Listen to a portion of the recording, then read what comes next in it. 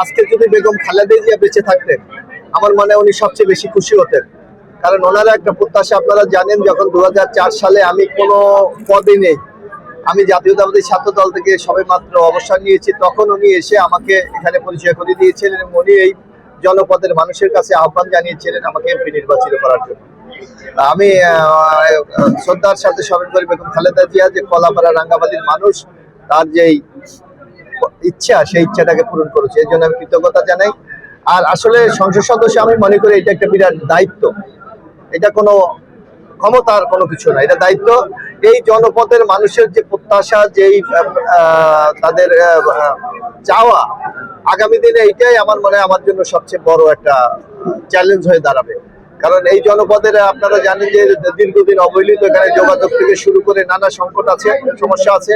এই সমস্যাগুলি সমাধান করে আমি যদি একটা কাঙ্ক্ষিত পদে যেতে পারি, তখনই মনে হবে যে তাদের এই যে ভোটারদের প্রতি আমি সম্মান দেখাতে পেরেছি।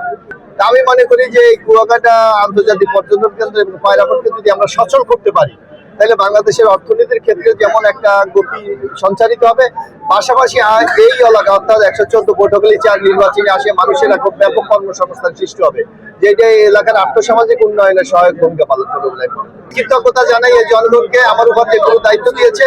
আমি তাদের প্রতি আহ্বান জানাবো তারা যেন আমার পাশে থেকে আমাকে সবসময় পরামর্শ দিয়ে এই এলাকার উন্নয়নকে আমরা এগিয়ে নিয়ে যেতে পারি।